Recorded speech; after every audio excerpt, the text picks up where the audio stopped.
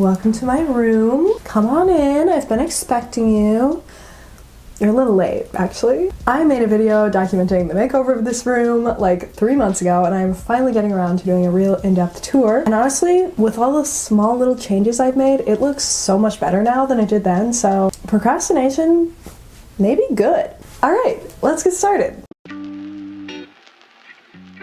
First up, I'm going to show you what I'm calling my vanity, because it sounds better. It's really just my childhood dresser with a thrifted mirror on top, who's wearing a DIY paint job that honestly looks kind of busted, but she's doing the best she can with what I've given her. We also have all thrifted decor items, such as this basket, which holds ugly necessities, and this beautiful little jar, which holds my cool rock collection. I also have my jewelry box, which I am trying to figure out how to make cuter.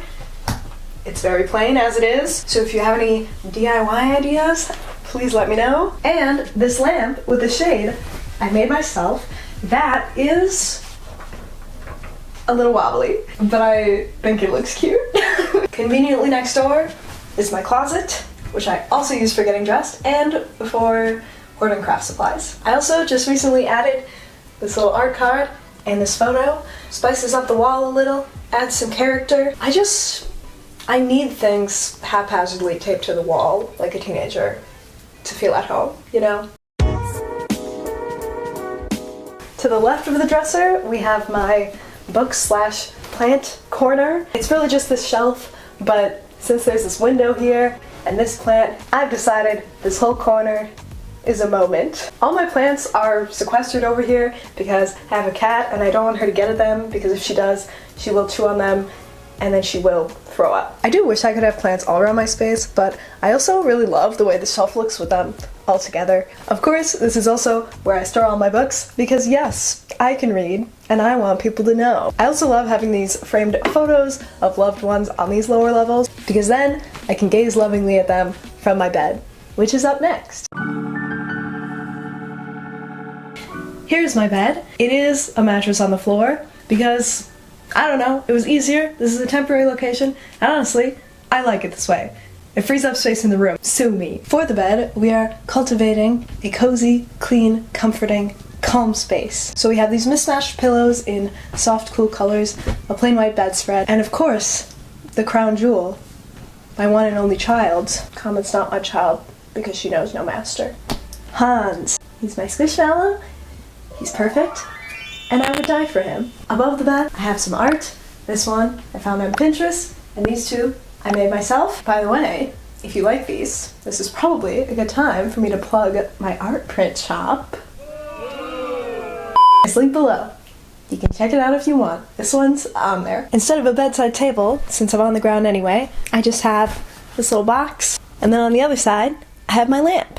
This floor setup basically just adds a whole second lower level to my room, so pretty elite system I've got going on here. I don't know why I'm caping so hard for a mattress on the floor in this video. I'm just trying to preemptively defend myself from being roasted. In this little nook, we have my workspace, featuring a desk that is actually a whole ass kitchen table retracted into its half-size, smaller state, which makes for a pretty perfect size workspace for someone who does a lot of large, space-consuming crafts. To store all my supplies for said crafts, I have this storage cart, which, as you can see, is absolutely stacked. And for a decorative element, I made this little wall collage out of cards, drawings, postcards, and my own personal photos, including these DIY photo strips, which do make some pretty mundane life activities look a lot more exciting.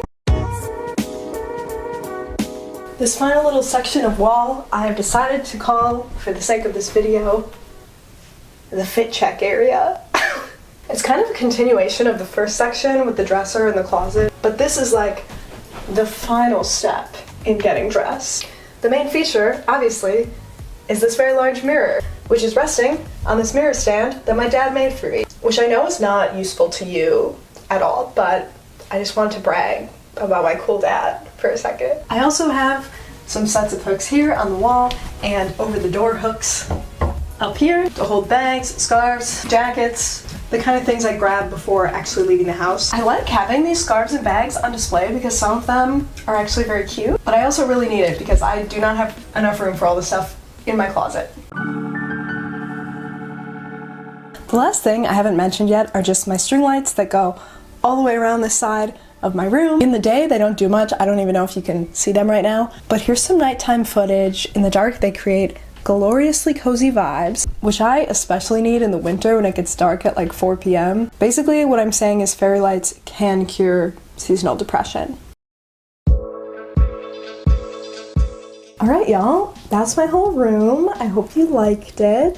Please tell me your favorite part in the comments. I think mine is the plant/bookshelf corner. It's just very soothing to me to look at. If you liked this video, you'll probably also like my video making over this room and my previous apartment tour. I will link a playlist with both of those up here, and I will link them both in the description. If you'd like to support me and my channel, give me some good algorithmic karma, please do like, comment, and subscribe. It really helps me out. Plus, if you like, comment, and subscribe, you won't be late to the next room tour.